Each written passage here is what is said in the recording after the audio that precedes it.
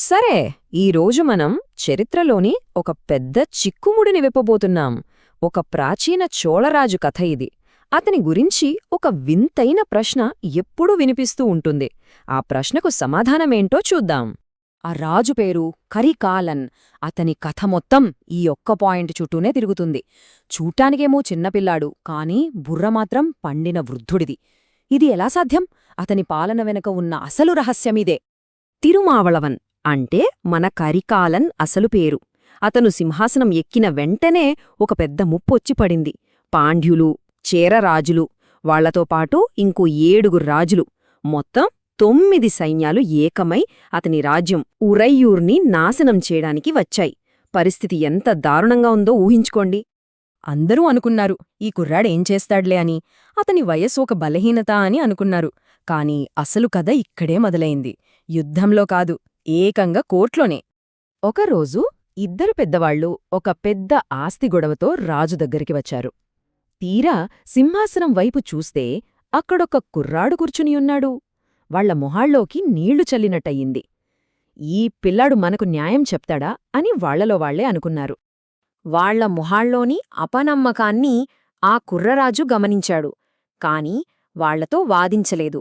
చాలా ప్రశాంతంగా, మీకు న్యాయం జరుగుతుంది, సాయంత్రం ఒక అనుభవజ్ఞుడైన పెద్దాయన మీ కేసు వింటారు అని చెప్పి సభ ముగించేశాడు. అందరిలోనూ ఒకటే ఉత్కంఠ. అన్నట్టుగానే సాయంత్రం సభ మళ్లీ మొదలైంది. తెల్లగడ్డంతో ఒక వృద్ధుడొచ్చాడు. ఆయన కేసును విశ్లేషించిన తీరు అద్భుతం. ఎంత క్లిష్టమైన కేసునో ఇట్టే పరిష్కరించాడు. వచ్చిన వాళ్ళిద్దరూ ఆశ్చర్యపోయి ఆయన కాళ్లమీద పడ్డారు. అప్పుడు జరిగింది అసలు సీన్.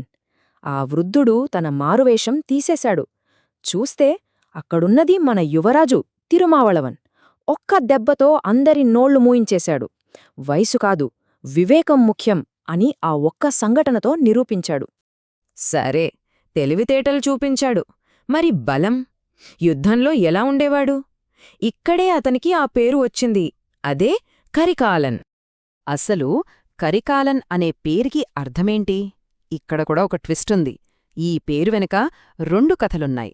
ఒకటి, రాజభవనంలో జరిగిన అగ్నిప్రమాదంలో అతని కాలు కాలిపోయిందని, అందుకే కరింద కాళ్ అంటే కాలిన కాలు అని. మరొకటి, ఏనుగులకు యముడిలా ఉండేవాడని, అంటే కరికాలన్ అని. ఒకటి విషాదం, మరొకటి వీరత్వం అన్మాట. తనమీదకు దండెత్తి వచ్చిన ఆ 9 సైన్యాలను వెన్ని అనే చోట జరిగిన ఆ భీకర యుద్ధంలో ఎదుర్కొన్నాడు. ఆ ఒక్క కుర్రాడు వాళ్ళందరినీ ఓడించేశాడు. చరిత్రలో నిలిచిపోయే విజయమది. ఆ విజయంతో తన సింహాసనాన్ని శాశ్వతం చేసుకున్నాడు. అయితే ఒక గొప్ప రాజు అంటే యుద్ధాలు గెలవడం, తీర్పులు చెప్పడమే కాదు కదా, భవిష్యత్తు తరాల కోసం ఏదైనా నిర్మించాలి. కరికాలన్ ఆ పని కూడా అద్భుతంగా చేశాడు. దానికి సాక్ష్యమే ఈ కల్లనయ్య ఆనకట్ట. ఆలోచించండి, అప్పట్లో వేగంగా ప్రవహించే కావేరి నదిమీద డ్యాం కట్టడమంటే మామూలు విషయం కాదు. వాళ్ళేం చేశారంటే, ముందుగా నదిలో పెద్ద పెద్ద రాళ్లను పడేశారు. వాటి మధ్యలో సహజంగా ఇసుక, మట్టి పేరుకుపోయి ఒక గట్టి పునాది ఏర్పడింది. దానిమీద ఈ అద్భుతమైన రాతి కట్టడాన్ని నిర్మించారు. ఎంత గొప్ప ఇంజనీరింగ్ కదా! దీనివల్లే చోళరాజ్యం సస్యశ్యామలంగా మారింది. నిర్మాణాలు మాత్రమేనా? కాదు, అతను కళలకి కూడా పెద్ద పీట వేశాడు. కవులని, కళాకారుల్ని పిలిచి వాళ్లకు పాల నురుగులాంటి పట్టుబట్టలు, వజ్రాలు పొదిగిన నగలు, ఏకంగా యుద్ధ ఏనుగులనే బహుమతిగా ఇచ్చేవాడట. ఒక కవి కోసమైతే ప్రత్యేకంగా 16 స్తంభాల మండపాన్నే కట్టించాడు. ఇప్పటిదాకా మనం ఏం చూశాం? ఒకవైపు చిన్న పిల్లాడిలా మారువేషం వేసే తెలివి, మరోవైపు ఏనుగులనే చంపేసే యోధుడు, ఇంకోవైపు తరతరాలు నిల్చే డ్యాం కట్టిన ఇంజనీర్. ఈ రెండిటిని, అంటే ఆ పిల్లవాడిని, వృద్ధుణ్ణి ఎలా అర్థం చేసుకోవాలి? దీనికి సమాధానం ఒక ప్రత్యక్ష సాక్షి దగ్గర ఉంది. ఆమె పేరు వెన్ని కుయత్తియార్. ఆ వెన్ని యుద్ధాన్ని కళ్ళారా చూసిన ఒక కవయత్రి.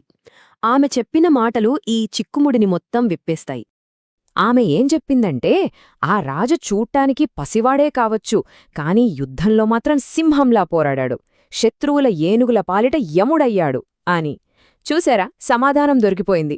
అతను పిల్లవాడూ కాదు, వృద్ధుడూ కాదు, అతను రెండూ.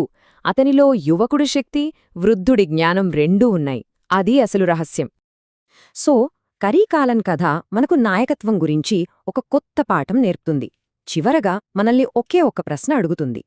ఒక మనిషి గొప్పతనాన్ని నిర్ణయించేది వాళ్లు బతికిన సంవత్సరాలా లేక వాళ్లు సంపాదించిన జ్ఞానమా? Professor doctor ఇరయ్యరాసన్